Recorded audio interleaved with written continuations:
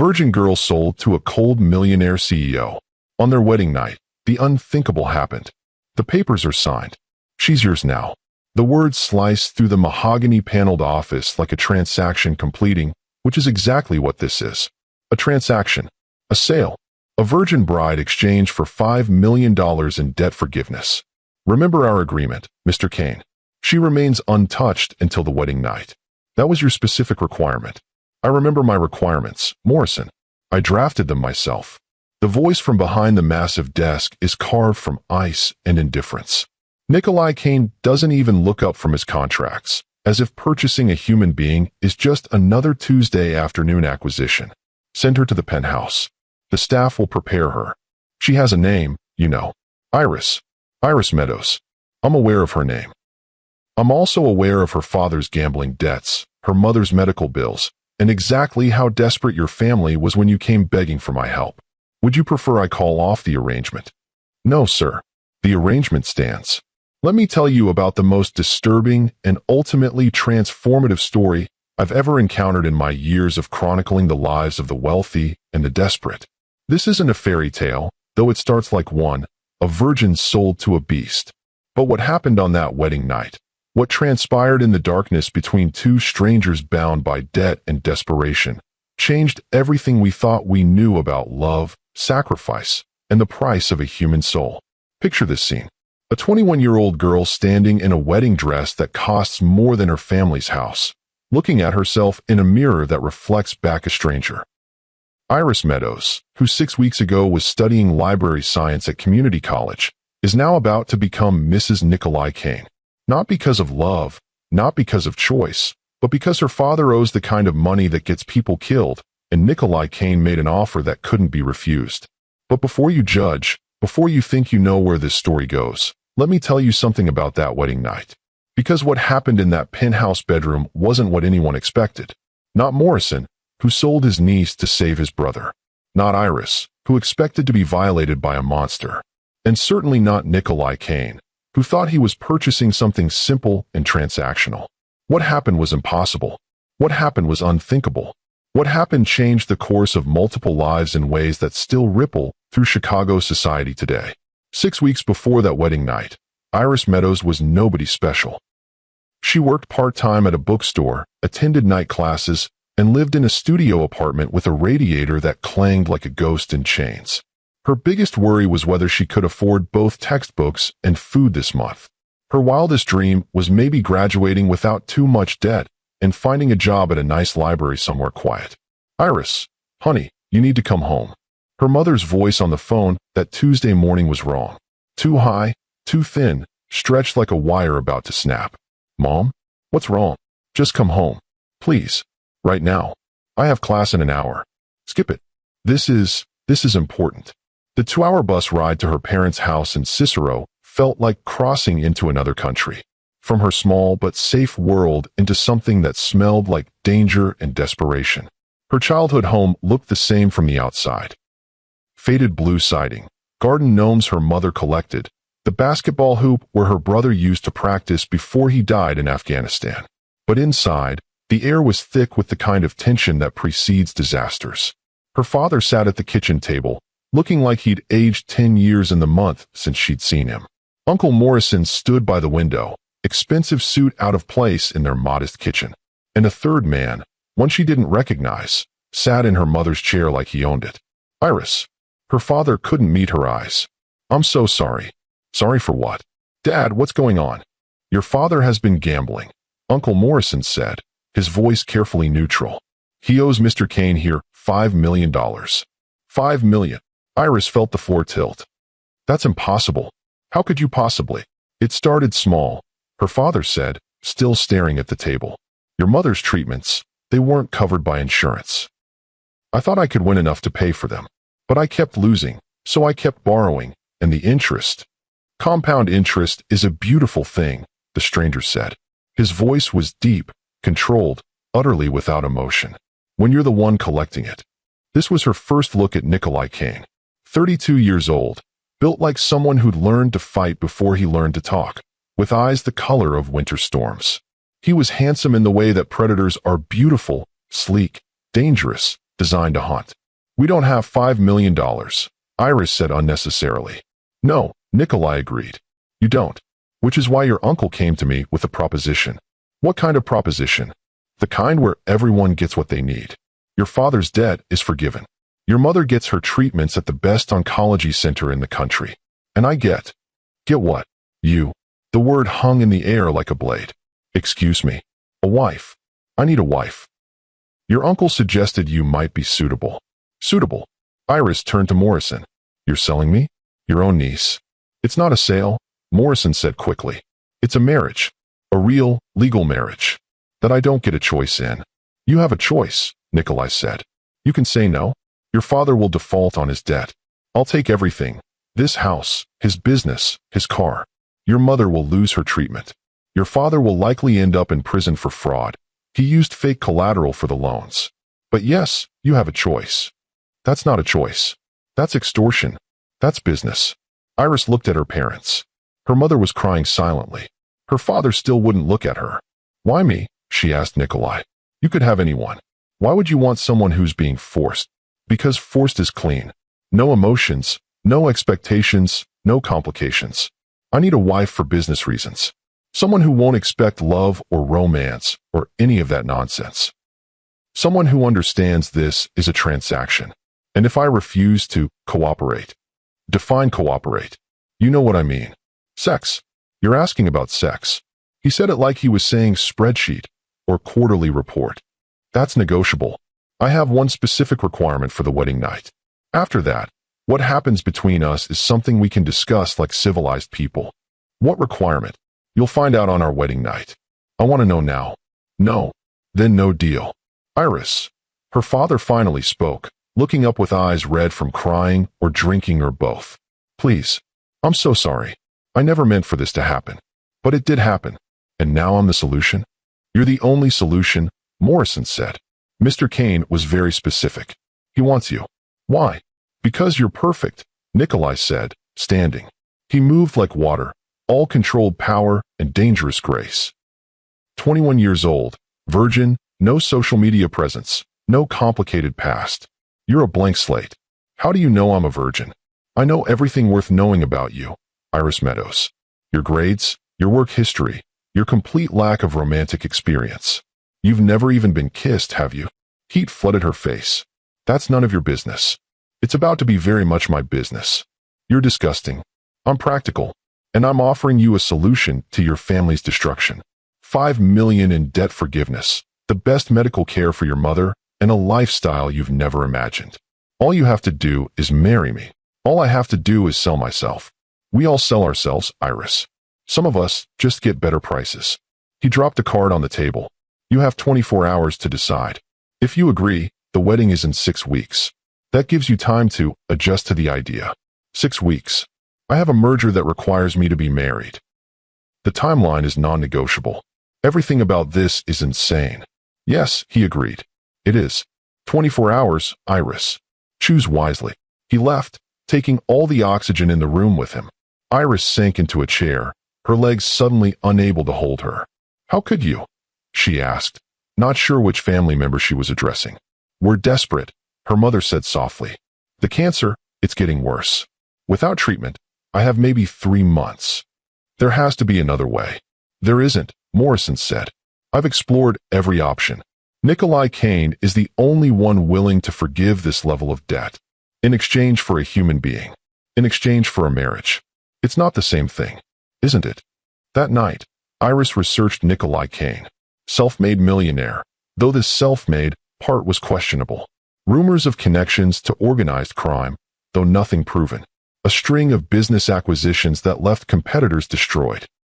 No social media, no public relationships, no evidence of any personal life at all. He was a ghost with a bank account, a cipher in a suit. And in 24 hours, she had to decide whether to marry him. Comment below if you've ever faced an impossible choice between your freedom and your family's survival. Because that's exactly where Iris Meadows found herself, and the decision she made would lead to the most unexpected wedding night in history. She said yes, of course. What choice did she really have? Watch her mother die? See her father imprisoned? Lose everything and everyone she loved to save herself? I'll do it, she told Morrison the next day. But I have conditions. You're not really in a position to negotiate. Neither is Mr. Kane, apparently, or he wouldn't need to buy a wife. Morrison smiled slightly. What conditions? I want everything in writing.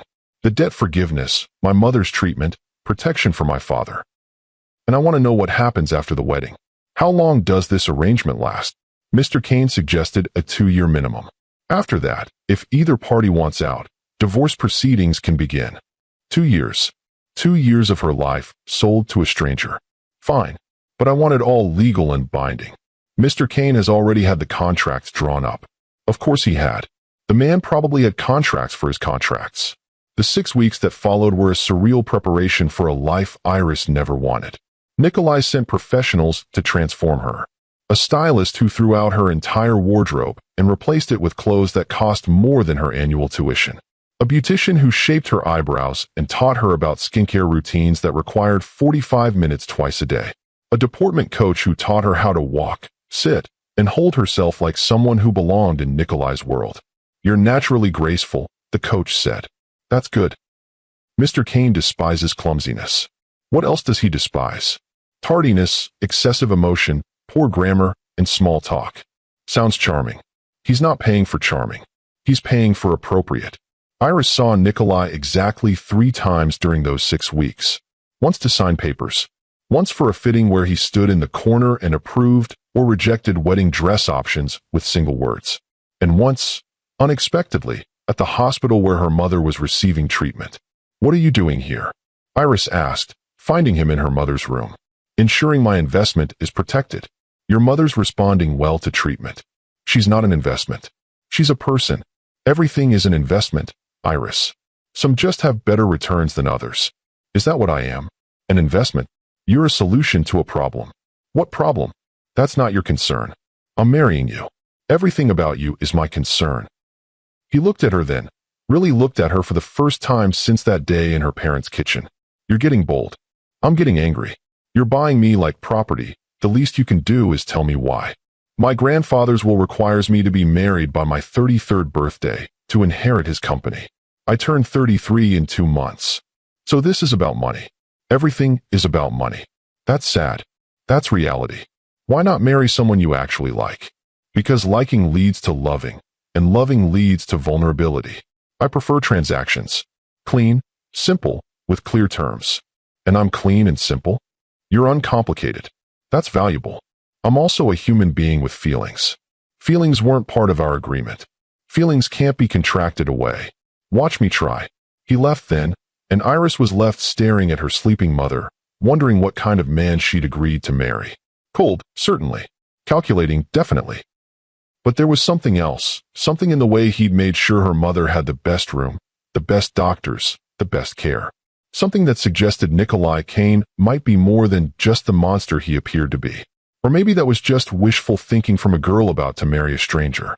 The wedding day arrived with the inevitability of a storm that had been building for 6 weeks. Iris stood in a hotel suite that cost more per night than she used to make in a month, being dressed by strangers in a gown that felt like wearing a very expensive prison. You look beautiful, her mother said from the chair where she sat, still weak from chemo but determined to attend. I look like someone else. You look like a bride. I look like a transaction. Iris, her mother's voice was pained. This is my fault. If I wasn't sick, this is Dad's fault. He's the one who gambled. He did it for me. He did it for the thrill. The money was just an excuse. That's not fair. None of this is fair, Mom. But here we are. The ceremony was small. Just family, Nikolai's lawyers, and a few business associates who needed to witness that the marriage was real. Iris walked down the aisle of the hotel's chapel on her uncle's arm, each step feeling like walking toward her own execution. Nikolai waited at the altar looking devastating in his tuxedo, like the devil dressed for dinner. He watched her approach with those storm-colored eyes, his expression unreadable. You look appropriate, he said when she reached him. You look rich, she replied. The ghost of a smile touched his lips. Let's get this over with. The ceremony was brief and bloodless. They exchanged vows that meant nothing, rings that felt like handcuffs, and a kiss so brief it barely qualified as contact. And just like that, Iris Meadows became Iris Kane. The reception was torture.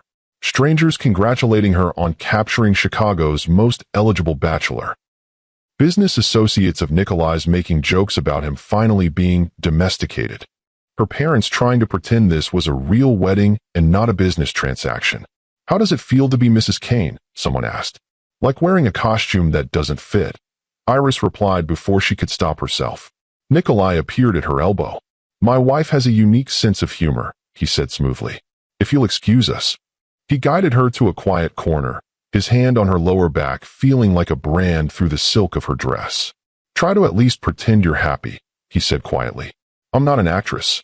You are tonight.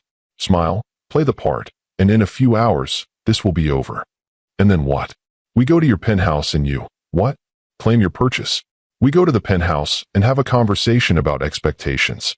I want to know what happens tonight. What's this requirement you mentioned? You'll find out soon enough. That's not an answer. It's the only answer you're getting. The rest of the reception passed in a blur of forced smiles, and champagne Iris didn't drink because she wanted to be completely sober for whatever came next. Finally, mercifully, it was time to leave. The ride to Nikolai's penthouse was silent. Iris stared out the window at the Chicago skyline, trying not to think about what was about to happen. She was a virgin who'd just married a stranger, heading to his bed because her father couldn't stop gambling and her mother needed treatment. It was like something out of a Victorian novel, except with better clothes and worse morals. The penthouse was exactly what she'd expected. Massive, modern, cold. All glass and steel and surfaces that looked like they'd never been touched by human hands. It felt like a museum, not a home. Your room is through there, Nikolai said, pointing to a hallway. My room? You didn't think we'd be sharing? I don't know what I thought. Your belongings have already been moved in. You'll find everything you need. What about tonight? The requirement. Get changed into something comfortable. Then come to the living room. We need to talk. Iris found her room, a suite bigger than her entire former apartment, decorated in soft grays and whites. Her clothes had been hung in a closet that could house a family. She changed out of the wedding dress into pajamas that someone had bought for her, silk things that probably cost more than her monthly rent used to be. When she returned to the living room, Nikolai had also changed, now wearing dark pants and a sweater that made him look almost human. He was pouring whiskey at a bar that looked like it belonged in a magazine. Drink. I don't drink. Tonight might be an exception. Why? What are you planning to do to me? He turned to look at her, and for the first time, she saw something that might have been vulnerability in his eyes. Nothing. I'm planning to do absolutely nothing to you. What? That's the requirement, Iris. The unthinkable thing that happens on our wedding night. Nothing. No consummation, no touching, no traditional wedding night activities. I don't understand. Sit down. This is going to take some explanation. She sat on the couch, as far from him as possible. He remained standing, whiskey in hand, looking out at the city lights. I don't do intimacy, he said finally. Physical or emotional. I don't do connection or vulnerability or any of the things that typically happen between husbands and wives. Then why get married? I told you. My grandfather's will. No, I mean why the virgin requirement? Why me specifically? Because a virgin wouldn't have expectations. Someone experienced would expect things. Physical things. You don't know what you're missing, so you won't miss it. That's the most depressing thing I've ever heard. It's practical. It's sad. You're so afraid of human connection that you bought a virgin wife just to avoid the possibility of intimacy. I didn't buy you. I forgave your father's debt in exchange for a marriage contract. Semantics. Important semantics. So what? We just live here like roommates for 2 years. Essentially, yes. You'll accompany me to public events, play the role of devoted wife when necessary, and otherwise live your life as you choose. You can return to school, work, whatever you want. As long as you're discreet and don't embarrass me publicly. And privately? Privately, we maintain separate lives. Separate rooms, separate schedules. We intersect only when necessary. That's not a marriage. That's a performance. All marriages are performances. Ours is just more honest about it. Iris stared at him. This beautiful, broken man who was so terrified of feeling that he'd orchestrated an entire marriage to avoid it. What happened to you? Excuse me. Something happened to make you this way. People aren't born this cold. Some are. You weren't. There's something underneath all this ice. I saw it at the hospital with my mother. You care, you just don't want to. What I want is irrelevant. This is what I am. This is what you choose to be. Same thing. It's really not. They sat in silence for a moment, the weight of their strange arrangement settling between them. So that's it? Iris asked. We just exist near each other for 2 years. Unless you prefer traditional marriage arrangements. I'm capable of performing if necessary. Performing. You make sex sound like a board meeting. Most things in life are transactions, including sex. Have you ever been in love? No. Ever wanted to be? No. That's genuinely sad. That's genuinely none of your business. I'm your wife. Everything about you is now my business. You're my wife on paper. That doesn't give you access to my thoughts or feelings. Do you have feelings? Everyone has feelings. I just choose not to indulge them. That sounds exhausting. It's efficient. It's lonely. I prefer solitude. No one prefers solitude. Some people just get so used to it they mistake it for preference. He looked at her sharply. Don't try to psychoanalyze me, Iris. You're here for a purpose, and that purpose isn't to fix me. I'm not trying to fix you. I'm trying to understand you. Why? Because I'm going to be living with you for 2 years. I'd like to know what I'm dealing with. You're dealing with a man who will honor his contracts. Your father's debt is forgiven, your mother is getting treatment, and you have a lifestyle most people dream of. That's all you need to know. What about what you need? I need a wife on paper, which I now have. Nothing else. Nothing else. But the way he said it, the way he wouldn't meet her eyes, told Iris that Nikolai Kane needed much more than he was willing to admit. The question was whether 2 years would be enough time to find out what. Fine, she said, standing. We'll do this your way. Separate lives, public performance, private distance. But I have conditions. You already negotiated your conditions. That was before I knew what this really was. Now I have new ones. Such as, I want to finish school. You'll pay for it. Done. I want to work. Something meaningful, not just playing trophy wife. As long as it doesn't interfere with required appearances. And I want honesty. If we're going to live this strange half-life together, the least we can do is be honest with each other. About what? Everything. If you're angry, say it. If you need something, ask for it. If this arrangement isn't working, we discuss it. No games, no manipulation, just truth. Truth is dangerous. Lies are worse. He considered this, swirling his whiskey. Fine. Honesty. But that goes both ways. I've got nothing to hide. Everyone has something to hide. What are you hiding? That's not honesty. That's interrogation. Fair point. They stood there, two strangers who just promised to spend 2 years in the same space without ever really touching, without ever really connecting. It should have felt like prison. Instead, it felt like possibility. One more thing, Iris said. The virgin thing. That's not permanent. What do you mean? I mean I'm 21 years old. I'm not planning to stay a virgin forever just because you're afraid of intimacy. If I meet someone, if I develop feelings for someone else during our arrangement. No. The word came out sharp, violent almost. No. That's not acceptable. You're my wife. Legally and publicly. But not really. You just said so yourself. Legally is really enough. You want to have affairs after the divorce, fine. But during our marriage, you remain faithful. Faithful to what? We're not even going to touch each other. Faithful to the contract. The contract doesn't specify celibacy. It does now. You can't just add clauses after I've signed. Then consider it a personal request. Why do you care? If this is just business, why does it matter what I do with my body? Something flashed in his eyes, possession, jealousy, something human and hot that he quickly suppressed. Because appearances matter. A wife having affairs reflects poorly on the husband. Only if people know. People always know. You're being unreasonable. I'm being practical. You're being hypocritical. What about you? Are you planning to remain celibate for 2 years? Yes.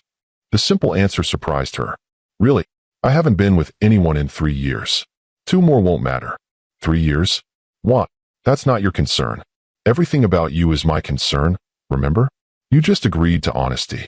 Honestly, it's none of your business. Was it someone special? Someone who hurt you. There's never been anyone special. That's the point. Then why 3 years of celibacy? Because sex, like everything else, is a transaction. And I got tired of the cost. The cost. Emotional expectations. Clingy attachments. Drama. Sex is never just sex, no matter what people claim. There's always a cost. That's the saddest thing you've said yet. That's the truest thing I've said yet. They're not mutually exclusive. He almost smiled at that. Almost. Go to bed, Iris. It's been a long day. Is that an order? It's a suggestion. From my husband or my owner? There's a difference? There should be. In our case, probably not. She turned to go, then stopped. Nikolai. Yes. What you said about the unthinkable thing happening tonight. You were wrong. How so? The unthinkable thing isn't that nothing happened. The unthinkable thing is that you're so broken you've arranged an entire marriage to avoid healing. She left before he could respond, retreating to her beautiful prison of a room. She could hear him in the living room, pouring another drink, probably staring at the city lights and convincing himself that loneliness was a choice rather than a sentence. Her wedding night. She'd imagined it differently, back when she believed in love and choice and fairy tales. She'd imagined someone who loved her, who wanted her, who saw her as more than a solution to a problem. Instead, she had Nikolai Kane, a man so frozen he'd arranged a marriage just to avoid the possibility of melting. But here's the thing about ice. It might seem impenetrable, but apply enough consistent warmth, and eventually, inevitably, it begins to crack. Comment below if you've ever found yourself in an arrangement that was supposed to be simple, but became impossibly complicated. Because that's what was about to happen to Iris and Nikolai Kane, though neither of them knew it yet. The first week of marriage was a study in careful avoidance. They moved through the penthouse like ghosts, aware of each other, but never quite manifesting in the same space at the same time. Iris would hear Nikolai leave at 5 a.m. for the gym. He'd return as she was having breakfast, shower while she dressed, leave for work before she emerged. In the evening, he'd work in his office while she studied in her room. They were married strangers living parallel lives in a very expensive cage. How's married life? Melanie asked when they met for coffee. Melanie was Iris's only real friend, the one person she'd told the truth to about the arrangement. Weird. We barely see each other. That's probably for the best, considering. Considering what? Considering you're attracted to him. I am not. Iris, you've described him to me 5 times. His eyes, his hands, the way he moves. You're attracted. He's objectively handsome. That's just observation. And you're objectively in denial. Even if I was attracted, which I'm not, it doesn't matter. He's made it very clear this is purely business. Men say a lot of things they don't mean. Not Nikolai. He means everything. That's part of the problem. Or part of the solution. What does that mean? It means a man who's that controlled is either truly cold, or he's controlling something that would consume him if he let it loose. You've been reading too many romance novels. And you've been living in one. Virgin Bride, Cold CEO, Forced Marriage? This is literally a book I read last month. How did it end? They fell in love and had lots of athletic sex. That's not happening here. Not with that attitude. But Melanie didn't understand. She hadn't seen the emptiness in Nikolai's eyes, hadn't felt the arctic distance he maintained. This wasn't a romance novel. This was a business arrangement between a desperate girl and a broken man. The first crack in their careful avoidance came 2 weeks into the marriage. Iris woke at 2 a.m. to sounds from the living room. Not normal sounds, something between a gasp and a groan, like someone in pain. She found Nikolai on the couch, shirtless and sweating, clearly in the grip of a nightmare.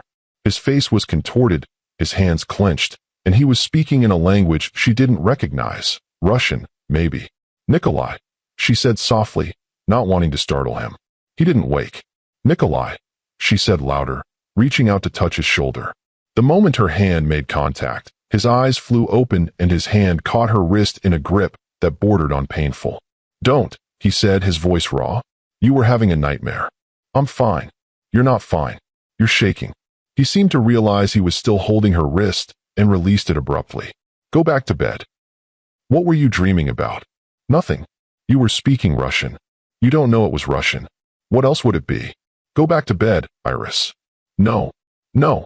No. You're clearly upset. I'm not leaving you alone like this. I've been alone for years. I'm fine. You're not fine. Fine people don't have nightmares that leave them shaking. Everyone has nightmares. About what? The past. What about your past? It's not your concern. We agreed on honesty. We agreed on honesty about the present. The past affects the present. Not if you don't let it. That's not how trauma works. I'm not traumatized. No, you're just a perfectly healthy person who has nightmares in Russian and arranged a marriage to avoid intimacy. He stood abruptly, putting distance between them. In the dim light, she could see scars on his chest and back, old ones, faded but visible. They looked like, but no, that couldn't be right. Are those from? Go to bed, Iris. Please. The please stopped her. He never said please. Never asked for anything. The fact that he was asking now, that he was allowing that much vulnerability, made her back off. Okay, but if you need. I don't need anything. Everyone needs something. Go. She went, but she didn't sleep.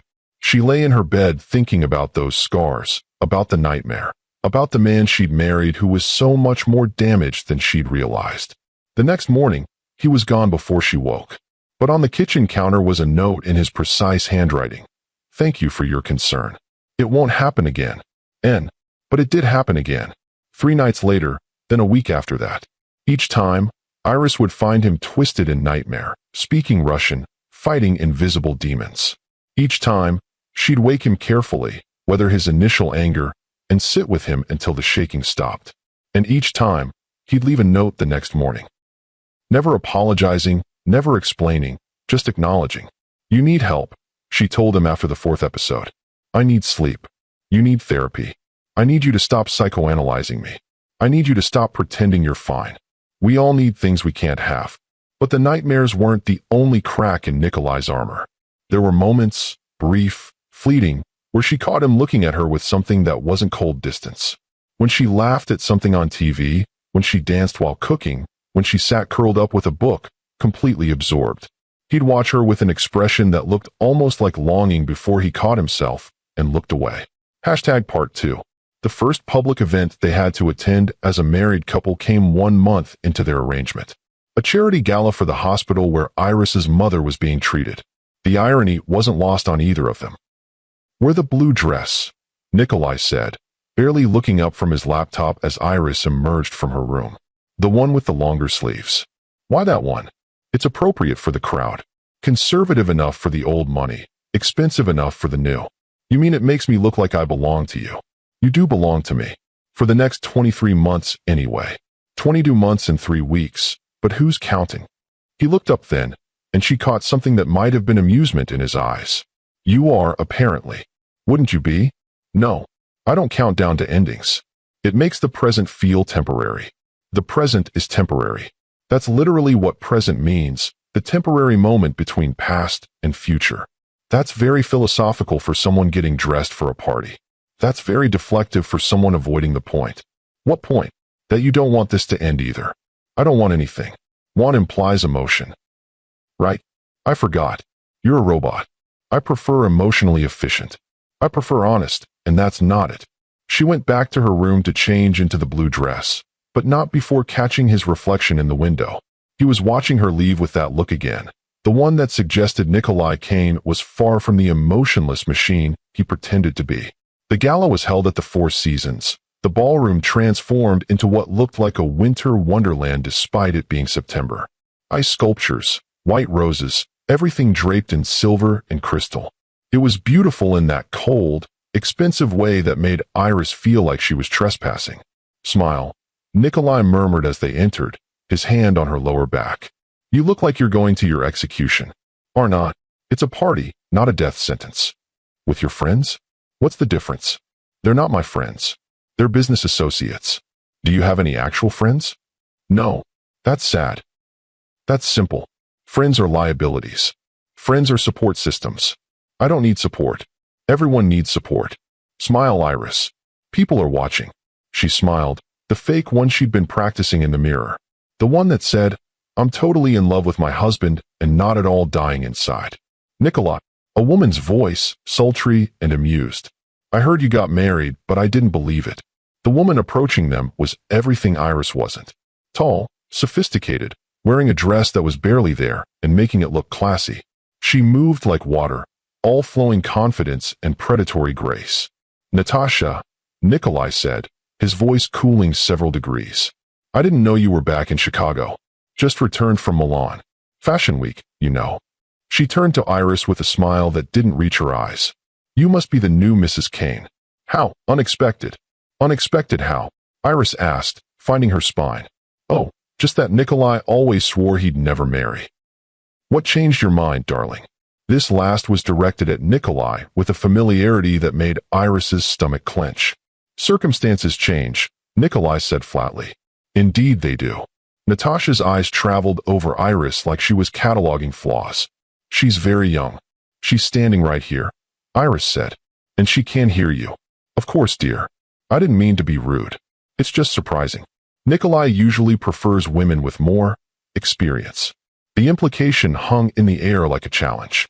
This woman had clearly been one of those experienced women. She'd been with Nikolai, touched him, knew what he looked like when he wasn't wearing his armor of expensive suits and cold distance. Experience is overrated, Iris said, surprising herself with her boldness. Sometimes fresh perspective is more valuable than old habits. Natasha's eyes narrowed. Fresh? Yes, you certainly are that. We should circulate, Nikolai said, his hand tightening slightly on Iris's back. Enjoy your evening, Natasha. Oh, I'm sure I will. Your wife is illuminating. As they walked away, Iris could feel Natasha's eyes following them. Old girlfriend? Iris asked quietly. No. Old something though. Old mistake. Recent mistake? 3 years ago. Is she why you stopped? She's one of many reasons. What did she do? What they all do? Wanted more than I could give. What did she want? Everything.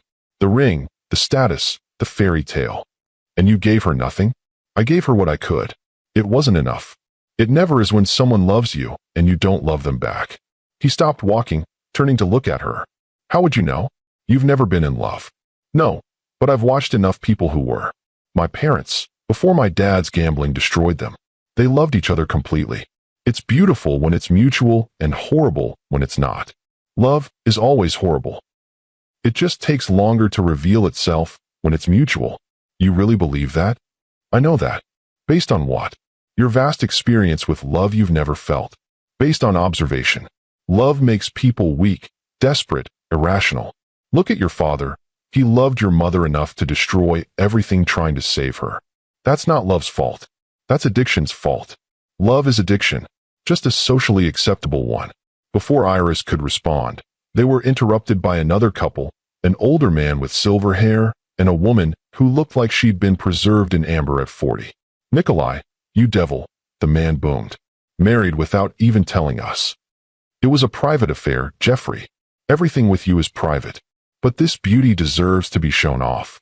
He took Iris's hand, kissing it in an old-fashioned gesture that made her uncomfortable. Jeffrey Ashton, my dear. This is my wife, Vivian. Iris, she managed. Where did Nikolai find you? Vivian asked, her tone suggesting she really wanted to know which escort service. At a library, Iris said truthfully. I work with rare books. How? Quaint, Vivian said, making quaint sound like a disease. My wife has a master's in library science, Nikolai said suddenly. She's one of the youngest rare book specialists in the city. Iris looked at him in surprise. She didn't have a master's. She was still finishing her bachelor's. But the pride in his voice, fake though it might be, made something warm bloom in her chest. Education and beauty, Jeffrey said. You're a lucky man, Nikolai. I'm aware. The evening continued like that, conversation after conversation, where people tried to figure out how someone like Iris had captured Nikolai Kane. The women were catty, the men were condescending, and through it all, Nikolai played the part of devoted husband with a conviction that would have fooled anyone who didn't know the truth. He kept his hand on her back, guiding her through the crowd. He brought her drinks without being asked, remembering she preferred juice to champagne. He introduced her with something approaching pride, defending her against every subtle insult and backhanded compliment. You're good at this, Iris said during a brief moment alone. At what? Pretending to care. Who says I'm pretending? You did. Repeatedly. This is all performance, remember? The performance requires authenticity to be believable. That's a lot of words to avoid saying you actually care. I care about the success of our arrangement. You care about me. You're part of the arrangement. I'm a person. You're my wife. On paper. Paper is all that matters in my world. But even as he said it, his hand was gentle on her back, his thumb tracing small circles that sent shivers down her spine. For someone who claimed not to do intimacy, He was very good at these small touches that felt like promises. "I need air," Iris said suddenly, the weight of all the pretending making it hard to breathe. "Come on." He led her out to a balcony that overlooked Lake Michigan. The September air was cool, autumn already creeping in at the edges. Iris gulped it gratefully, letting it wash away the suffocating atmosphere of the ballroom. "They're horrible," she said. "They're necessary." "For what?" "Business." "Is everything about business with you?" "Yes. Even this." She gestured between them. "Even us. Especially us." "That's depressing. That's practical. You know what I think? I rarely care what anyone thinks.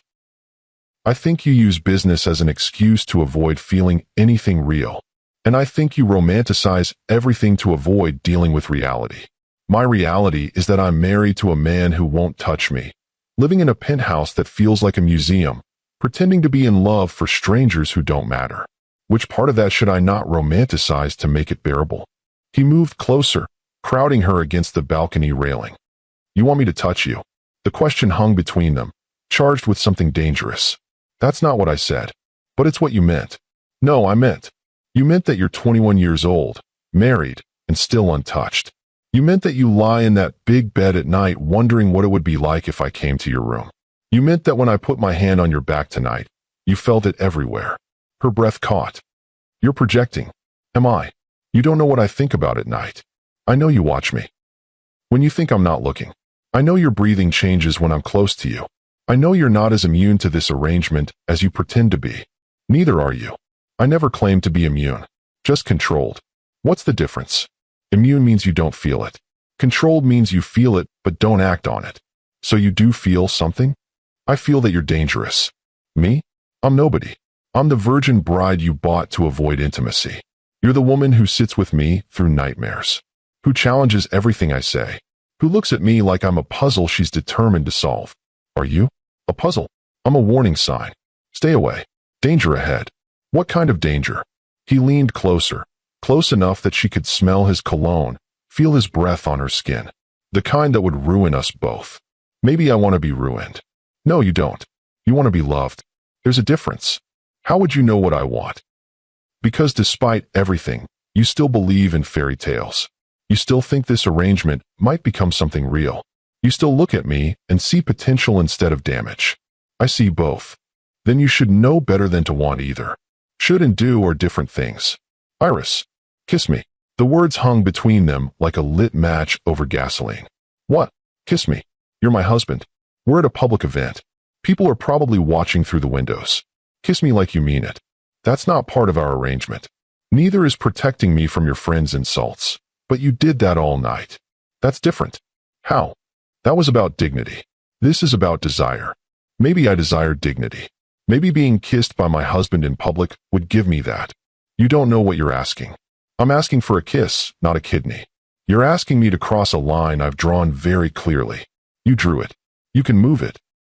If I kiss you. When? When you kiss me. You're very confident for a virgin. You're very scared for a billionaire. That did it. Something flashed in his eyes, challenge accepted, and then his mouth was on hers. It wasn't the brief, clinical kiss from their wedding. This was something else entirely. His hand came up to cup her face, his thumb tracing her jaw as his lips moved against hers with a skill that made her knees weak. He kissed her like he was trying to prove a point, like he was claiming something, like he was angry and desperate and controlled all at once. When he pulled back, they were both breathing hard. There, he said, his voice rough. Dignified enough. That wasn't about dignity. No, he agreed. It wasn't. What was it about? Proving a point. What point? That you should be careful what you ask for. Maybe you should be careful what you deny yourself. I'm not denying myself anything. You're denying yourself everything. Iris. Mr. and Mrs. Kane. Jeffrey's voice boomed from the doorway. There you are? They're about to start the auction. The moment shattered. Nikolai stepped back, his mask sliding back into place so quickly it gave Iris whiplash. We'll be right in, he told Jeffrey. Young love? Jeffrey chuckled, winking at them before disappearing back inside. We should go in, Nikolai said, not looking at her. That's it. We kissed like that, and you just want to go back to the party. That's exactly what we're going to do. We're going to go inside, bid on whatever overpriced nonsense they're auctioning, and pretend this didn't happen. It did happen. It was a momentary lapse in judgment. It was a moment of honesty. It was a mistake. The word hit like cold water. Iris straightened, pulling her dignity around her like armor. You're right. My mistake. Won't happen again. She walked past him into the ballroom, leaving him on the balcony with the taste of her still on his lips and the knowledge that he'd just hurt the one person who'd been nothing but kind to him.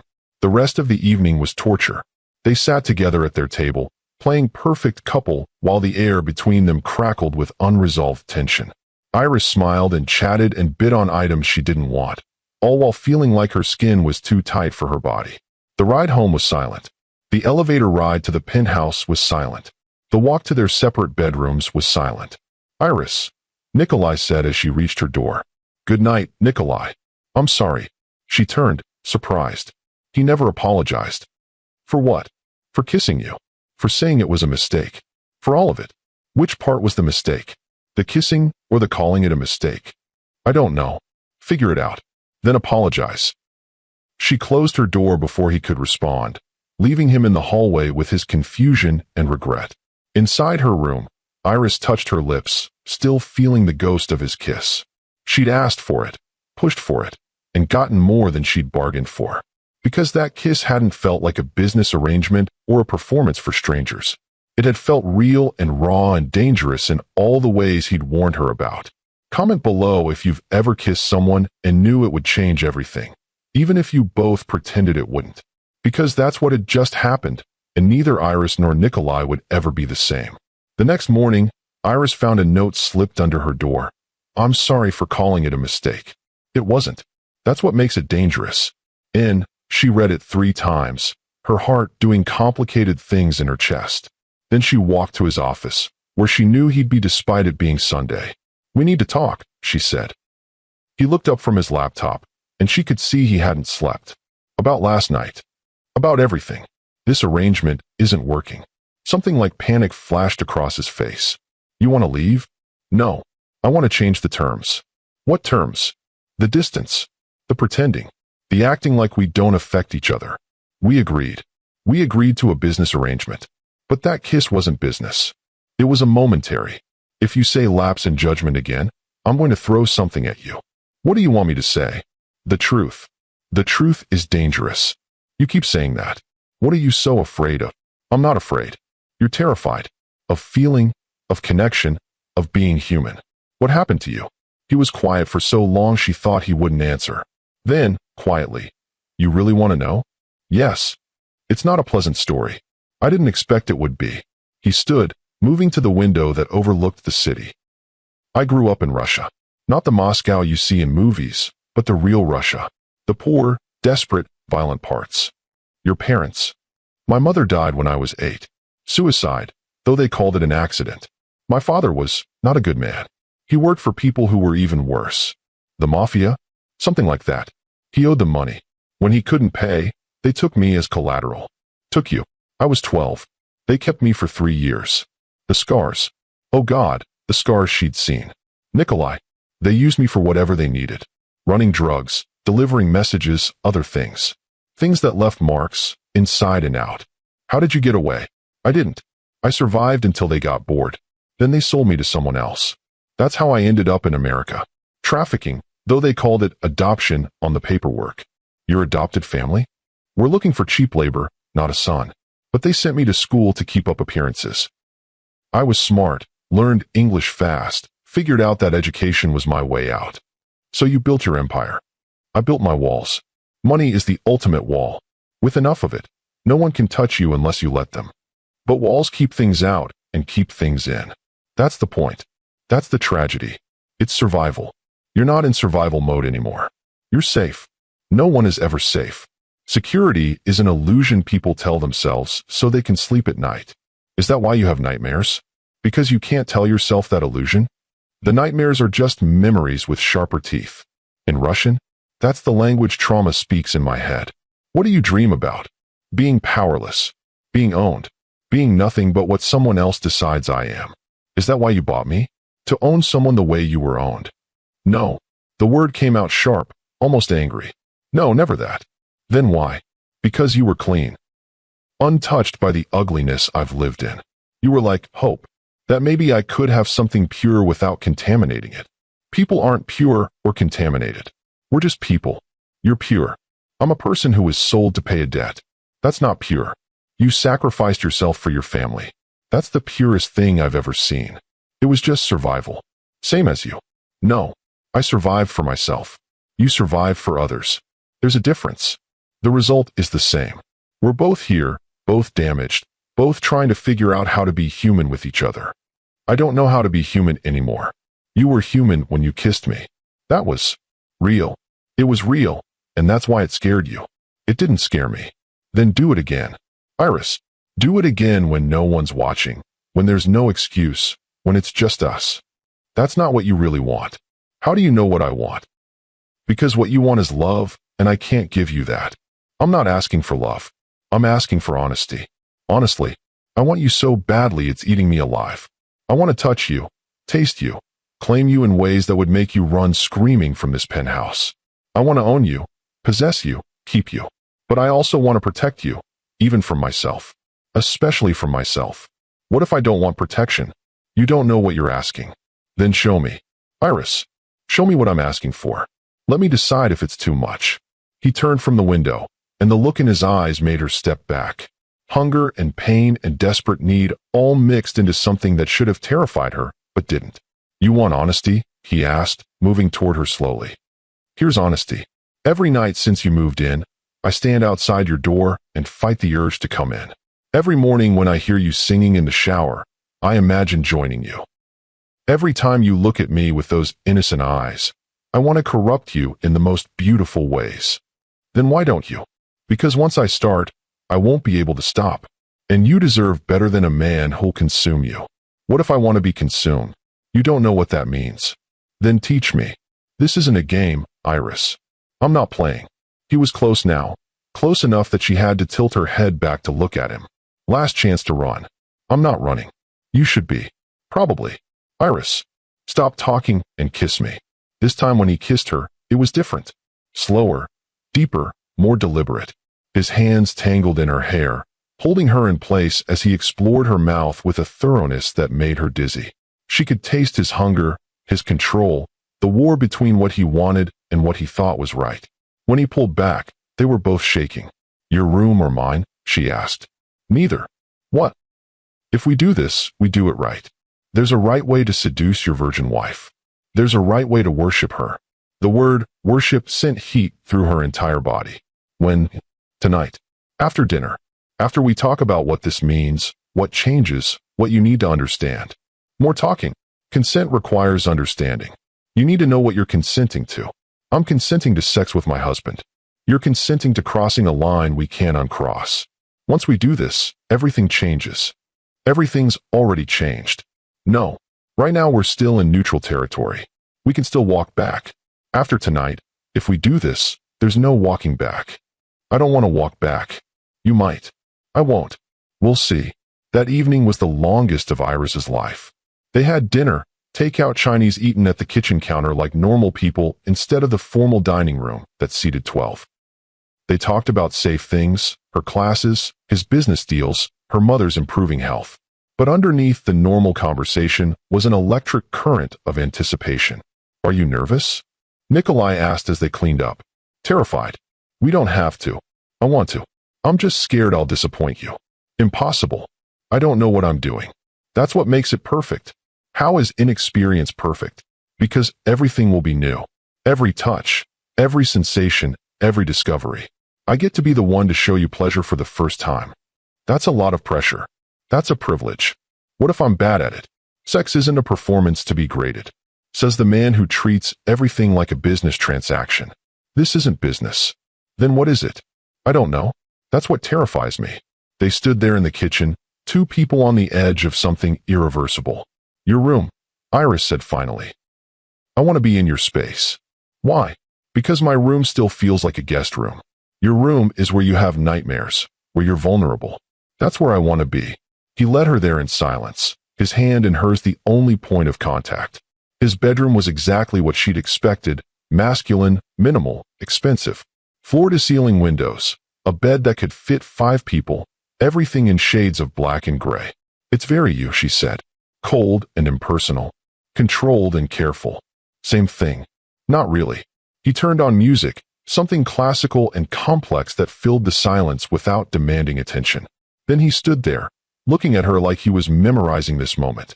"What?" she asked. "I'm trying to decide where to start. Isn't there a usual order to these things?" "There's nothing usual about us." "Fair point. Can I undress you?" The question, formal and careful, made her shiver. "Yes." He moved behind her, his fingers finding the zipper of her dress. He lowered it slowly, his knuckles brushing her spine, making her gasp. "Sensitive," he murmured, sounding pleased. "Is that good?" "Everything about you is good." The dress pooled at her feet, leaving her in underwear she'd bought specifically for this possibility, white lace that had cost more than her old weekly grocery budget. "Beautiful," he said, his voice rough. "I feel exposed."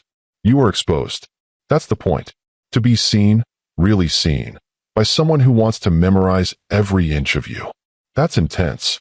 I'm an intense person. I've noticed." He turned her to face him, his hands framing her face. "We can stop anytime. Any moment you're uncomfortable, you say the word, and we stop." "What word?" "Stop" would work. "Very creative." "I'm not feeling creative right now." "What are you feeling?" "Like I'm about to destroy something precious. Or create something new." "Same thing sometimes." He kissed her then, different from before. This was patient, thorough, a kiss that promised time and attention and care. His hands explored carefully, her neck, her shoulders, the curve of her waist.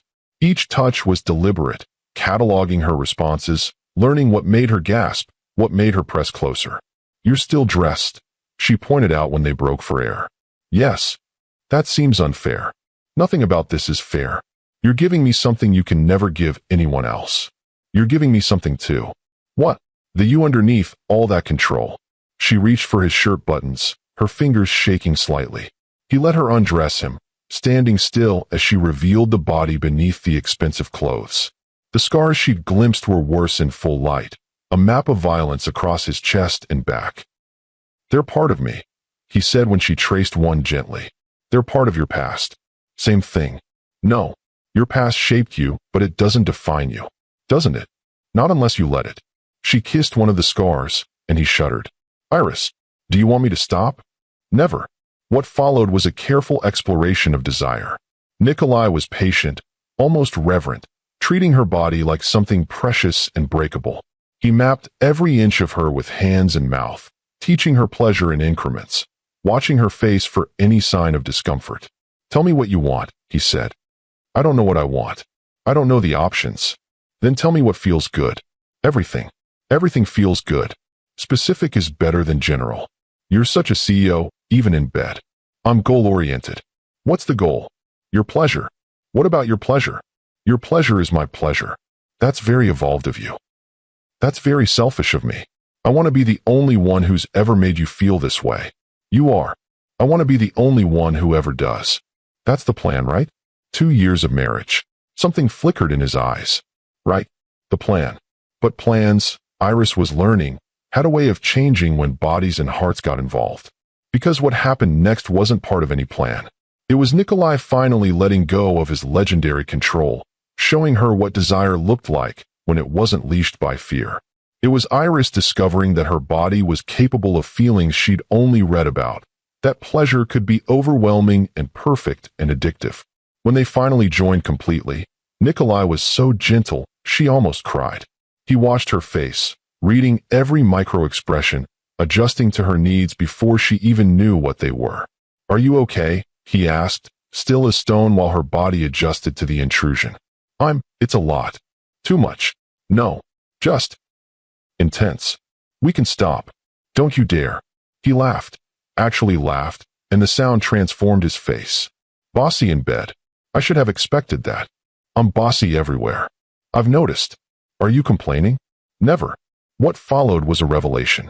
Iris had read about sex, heard about it, imagined it. But the reality was nothing like she'd expected.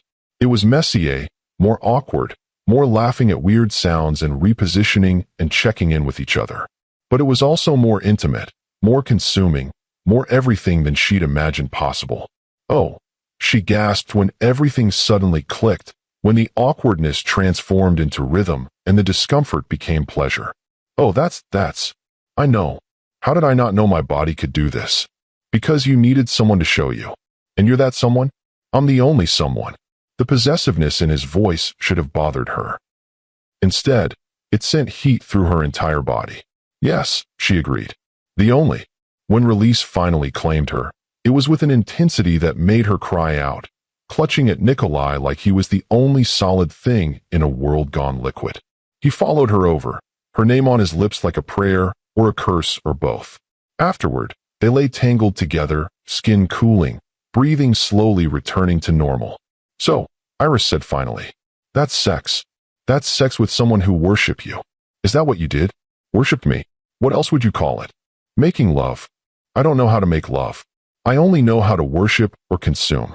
Maybe they're the same thing. They're really not. Which did you do tonight? Both. Neither. Something new. I like new. So do I. That's the problem. Why is it a problem? Because new becomes old. Exciting becomes routine. And then what? Then we find new ways to be new. That's not how it works. How do you know? You've never tried. I've never tried because I know how it ends. With happiness. With disappointment. With boredom. With two people who can't remember why they wanted each other in the first place. That's depressing. That's realistic. No, that's fear talking. Maybe fear is smart. Fear is just fear. It keeps you safe, but it also keeps you from living. I am living. No, you're existing. There's a difference. Not in my experience. Your experience is limited. My experience is extensive. Your experience is with women who wanted your money or your status.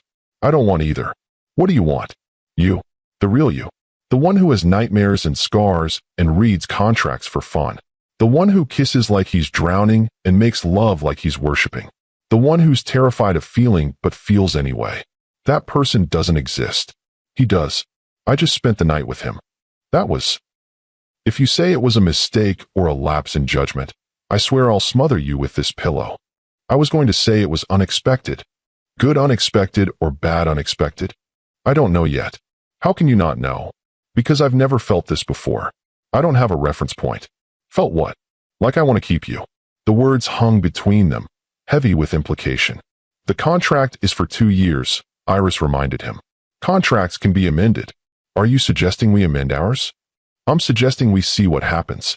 That's very non-specific for someone who likes clear terms. Clear terms don't work with unclear feelings. So you admit you have feelings? I admit I have something. Something is better than nothing. Sometimes nothing is safer. Safe is overrated, says the virgin who just lost her virginity to a man who bought her. You didn't buy me. You saved my family. Same thing. Not really. One is a transaction, the other is a sacrifice. Which did I do? Both. You sacrificed your solitude to save my family. That's a generous interpretation. That's the true interpretation. Truth is subjective. No, truth is truth. We just tell ourselves stories to make it more palatable. What story are you telling yourself about tonight? That my husband made love to me for the first time and it changed everything. And what story am I telling myself? That you can control this. That you can have me physically but stay emotionally distant. That you can compartmentalize what just happened into some safe box that doesn't threaten your walls. That's very specific. Am I wrong? No, but I don't think it's working. The compartmentalizing, any of it. The distance, the control, the walls. You're destroying all of it just by existing. Good. It's not good. It's terrifying. Terrifying can be good. Terrifying is never good. It is when it leads to growth. I don't want to grow. I want to stay safe. No, you don't. If you wanted safe, you wouldn't have married a virgin. You would have stayed alone. I couldn't stay alone. The will. You could have married anyone. You chose me. Morrison suggested you.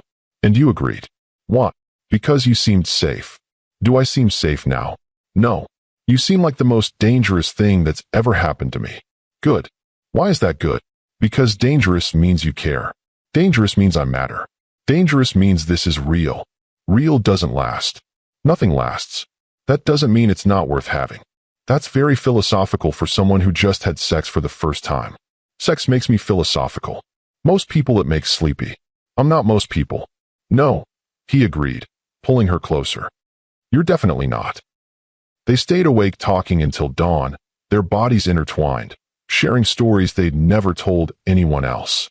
Nikolai told her about the first time he'd made money legally, a coding job at 16 that paid more than his adopted parents made in a month. Iris told him about finding her father passed out at a casino, about having to drag him home and lie to her mother about where he'd been. "We're both broken," she said as the sun painted the bedroom gold. "Maybe broken people fit together better. Like puzzle pieces? Like shattered glass that makes a mosaic. That's poetic. That's probably sleep deprivation. We should sleep. We should." But neither moved.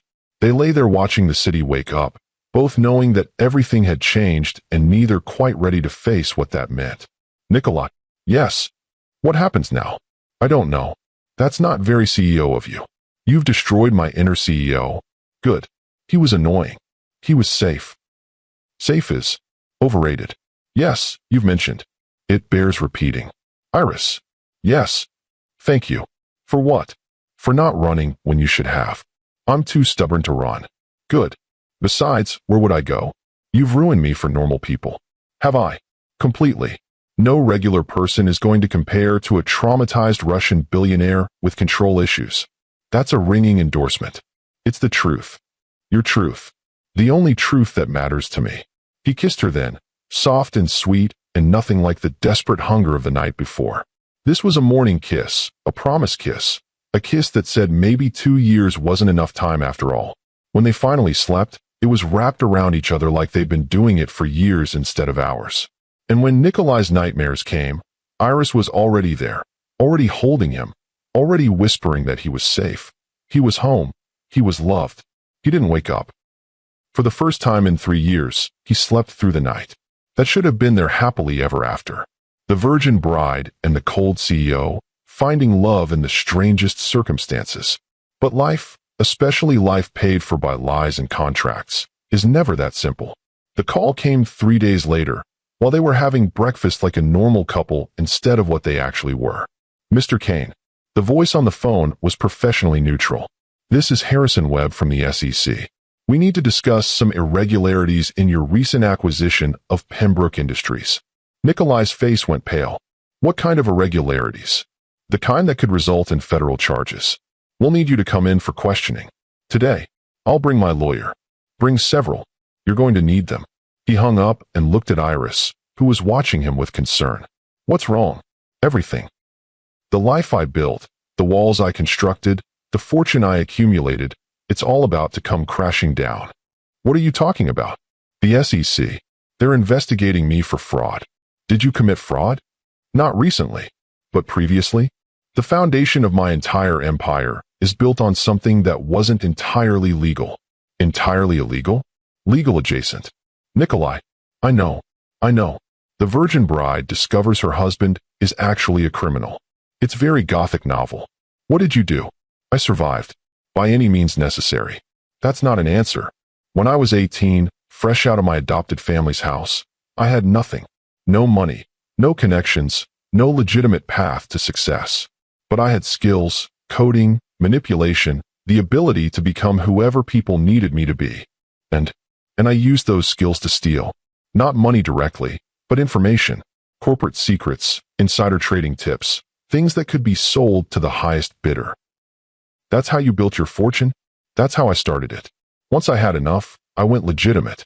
Every deal since has been completely legal. But the foundation is rotten." "Yes. What happens if they prove it?" "I lose everything. The money, the company, possibly my freedom." "Prison?" "Probably." "For how long?" 5 to 10 years, depending on what they can prove." Iris sat back, processing this. The man she'd married, the man she'd given her virginity to, the man she was starting to love, might be going to prison. "What about our contract?" she asked. "Voided by my incarceration, I'd imagine. So I'd be free?" "Completely. The debt forgiveness would stand. That's already processed. But you'd be free to divorce me, move on, pretend this never happened." "What if I don't want to be free?" "Iris, you don't understand. If I go to prison, then I'll visit you. For 10 years. For as long as it takes." "That's insane. That's love." The word hung between them like a confession. "You don't love me," Nikolai said quietly. You love the idea of fixing me. I love the reality of you. The broken, criminal, traumatized reality. That's Stockholm Syndrome. That's choice. I choose you, Nikolai. Even if you're a criminal. Even if you go to prison. Even if we only get moments instead of years. Why? Because you're mine. My husband, my lover, my complicated disaster of a person. And I don't give up on what's mine. I'm not worth that loyalty. You are to me. Iris, go to your meeting. See what they have. Then we'll figure out next steps. We. That's what marriage means. Facing things together. Even federal charges? Especially federal charges. He kissed her, hard and desperate. You're insane. I'm your wife. Same thing apparently. He left for the meeting that would determine their future, and Iris was left in the penthouse that might not be theirs much longer, thinking about how quickly life could change. A month ago, she'd been a virgin bride sold to save her family. Now she was in love with a possible criminal who might spend the next decade in federal prison. Comment below if you've ever discovered the person you love might not be who you thought they were, but love them anyway. Because that's where Iris found herself, and the choice she made next would shock everyone, including Nikolai. The meeting with the SEC lasted 9 hours. When Nikolai finally returned to the penthouse, he looked like he'd aged 5 years. Well, Iris asked, they have everything. Every transaction, every deal, every illegal moment from when I was 18 to 21. How? Someone gave it to them. Someone who's been collecting evidence for years. Who? Natasha, the woman from the gala. The ex-lover who'd wanted more than Nikolai could give. She kept records. She kept everything. Apparently, when I ended things 3 years ago, she decided to destroy me. She's been gathering evidence ever since. Why now? Because she saw us at the gala. Saw how I looked at you. Realized I was capable of feeling something for someone, just not for her. So she's destroying you out of jealousy? Hell hath no fury and all that. What are your options? Cooperate and get 5 years. Fight and risk 10. Or. There is no or. There's always an or. You're just not seeing it yet. Iris, this isn't a problem that can be solved. This is consequences finally catching up. When do you have to decide? They're giving me a week to get my affairs in order. Then I either surrender myself or they arrest me publicly. A week. Not much time for a honeymoon phase. We'll make it count. How are you so calm? Because panicking won't help. And because I meant what I said. I choose you, consequences and all. You could have a normal life. Divorce me now, claim you didn't know, walk away clean. I don't want clean. I want you. Even if I'm behind bars. Even then. You'd wait 10 years? I'd wait forever. That's dramatic. That's true. That night, they made love like the world was ending, because in a way, it was. Their strange, contracted world was about to be destroyed by truth and consequences. But in the destruction, something real was being born. Run away with me, Nikolai said suddenly, both of them breathless and tangled in sheets. What? I have money hidden offshore. We could disappear. New names, new country, new life. That's not who you are. It's who I could be. For you. I don't want you to be someone else for me. I want you to be yourself. Myself is about to be a federal prisoner. Then be that. Be honest about who you were and who you're becoming. You make it sound simple. It is simple. It's just not easy. Nothing about this is easy. The best things never are. They spent the week like newlyweds and death row inmates combined. Desperate touching, careful planning, and more honesty than either had managed in their entire lives before each other. I need you to have power of attorney, Nikolai said, pushing papers across the breakfast table. Control of whatever assets don't get frozen. I don't want your money. It's not about want. It's about practicality. You'll need resources while I'm gone. I can work. You can also have security. Please, Iris. Let me take care of you the only way I'll be able to. She signed the papers, hating every stroke of the pen. There's something else, he said. The night terrors. They'll be worse in prison. Without you there. Then I'll have to make sure you remember I'm waiting. How? Letters. Every day. Phone calls when they allow. Visits every week. That's a lot of commitment to a criminal. That's a normal amount of commitment to a husband. We're not normal. No, we're extraordinary. Which means we'll survive this extraordinarily. The day before he was due to surrender, they had a visitor. Iris answered the door to find an elderly man in an expensive suit, looking like money and judgment had a baby. You must be the virgin bride, he said without preamble. I'm Iris Kane. And you are? Alexander Volkov, Nikolai's grandfather. The grandfather whose will had started all of this. The requirement for marriage that had brought them together. He's not here, Iris lied. Yes, I am, Nikolai said from behind her. Hello, grandfather. Nikolai, I heard about your troubles. Come to gloat. Come to offer a solution. There is no solution. There's always a solution if you're willing to pay the price. What price? Give up the company. Sign it over to me. In exchange, I make the federal charges disappear. You can't make federal charges disappear. I can when I have evidence that Natasha fabricated most of her proof. What? She did steal some real documents, yes? But she embellished. Added transactions that never happened. Forged evidence to make it worse than it was. How do you know? Because I paid her to do it. The silence that followed was deafening. You what? Nikolai's voice was deadly quiet. I needed to test you. To see if you'd become the man I hoped, or remain the boy I feared. By destroying my life? By seeing what you'd do when everything was stripped away. Would you run? Would you lie? Would you sacrifice others to save yourself? This was all a test. Everything is a test. And did I pass? You were ready to go to prison rather than run. You told the truth rather than lie. And you married for love rather than convenience, despite what you might claim. I'm married to inherit. You married her specifically. The virgin, the innocent, the one person who could crack your walls. Don't insult my intelligence by pretending otherwise. So what now? You make this go away and I owe you. I make this go away and you keep the company. On one condition. Which is, you stay married to her. Really married. Not this contracted nonsense you've been playing at. How did you? I know everything, Nikolai. The contract, the separate bedrooms that recently became one, the ridiculous plan to divorce in 2 years. Stay married, build a real family, or lose everything. That's manipulation. That's motivation. Iris doesn't deserve to be trapped. I'm not trapped, Iris said, finding her voice.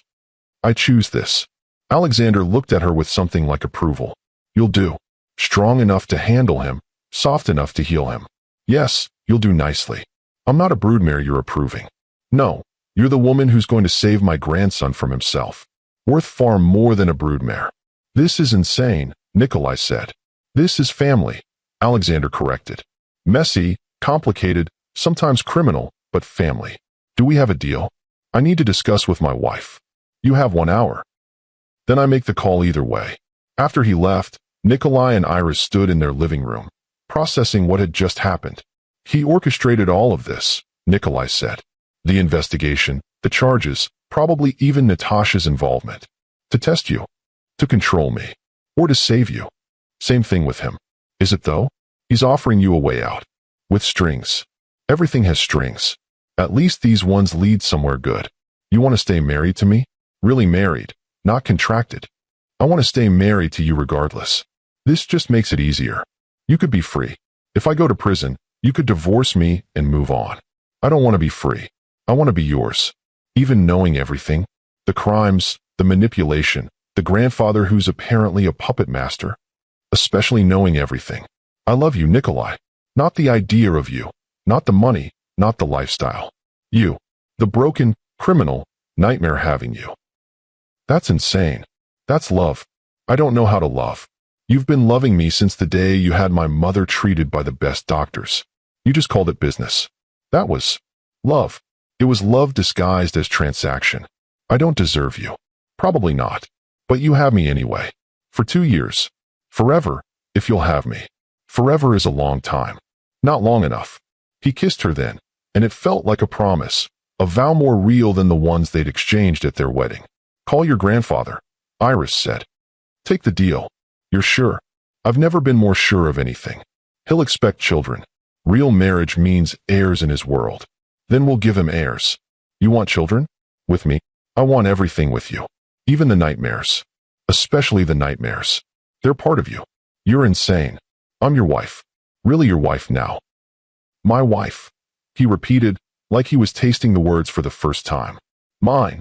Yours, she agreed. Always. The call to Alexander was brief. Deal accepted. Charges would disappear. The marriage would be real and permanent. Welcome to the family, Alexander said to Iris before hanging up. May God help you. That night, as they lay in bed that had become theirs rather than his, Iris asked, "Are you disappointed that you don't get your dramatic prison sentence?" "I'm relieved. And terrified." "Why terrified?" "Because prison would have been easier than this." "Then what?" "Then learning to be a real husband. A real person. A real part of something bigger than my own survival." "You'll figure it out." "How do you know?" "Because you have me. And I'm very good at fixing broken things." "I'm not a thing." "No, you're my husband. My real, permanent, complicated husband. Your criminal husband. Reformed criminal. Reforming. Same thing. Iris." "Yes. Thank you."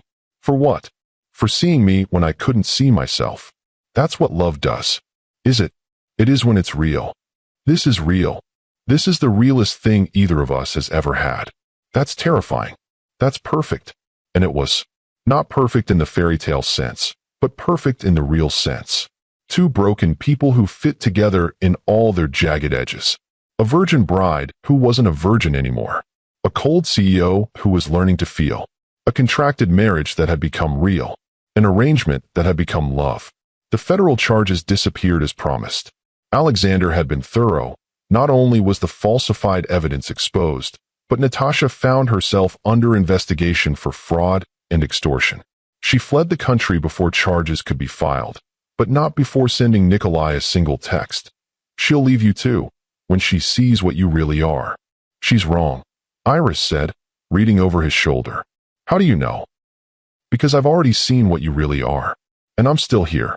What am I really? Mine." "That's not an answer. It's the only answer that matters." 6 months later, at their real wedding, the one they chose, not the one contracted, Iris walked down the aisle in a dress she'd picked herself, toward a man she'd chosen despite everything, because of everything. "Do you take this man?" the officiant asked, "knowing all that he is and all that he's been?" "I do. Every broken piece of him." "And do you take this woman, knowing she's the only person who truly sees you?" "I do. And thank God for it." They kissed, and it wasn't the brief touch of their first wedding or the desperate hunger of their early discoveries. It was the kiss of two people who'd been through hell and chosen heaven anyway. "I love you," Nikolai whispered against her lips. "I know. That's very Han Solo of you. You watch Star Wars? You were watching it last week." "I was watching you watch it." "That's creepy." "That's love. Same thing sometimes. Only with us." "Only with us," she agreed. And that was their truth. A marriage that started as a sale, a wedding night where nothing happened, and a love that grew from the impossible. The virgin bride and the cold CEO, who turned out to be neither, who turned out to be exactly what the other needed. They had 3 children eventually. All of them learned early that love wasn't clean or simple or easy. It was messy and complicated and required choosing each other every day, especially on the days when choosing seemed impossible. "Tell us again," their daughter would demand, years later. "Tell us how you and Daddy met." And Iris would tell them. The whole story, edited for age appropriateness. About debt and desperation, about contracts and choices, about a wedding night where the unthinkable happened. 2 people saw each other clearly and chose to stay anyway. "That's a weird story," their son would say. "The best stories are," Nikolai would respond, pulling Iris close. "Why?" the children would ask. "Because weird means real. And real is always better than perfect. Even when real is hard. Especially then." And that was the lesson. Not that love conquered all, or that marriage was sacred, or that virginity was special. The lesson was that 2 people could start with nothing real between them and build something true. That contracts could become covenants. That arrangement could become love. The virgin bride who wasn't really sold, but sort of was. The cold CEO who wasn't really cold, but had to learn to thaw. The wedding night where nothing happened except everything changed. Their story, weird and wonderful and entirely theirs. Forever and unexpectedly real. The end.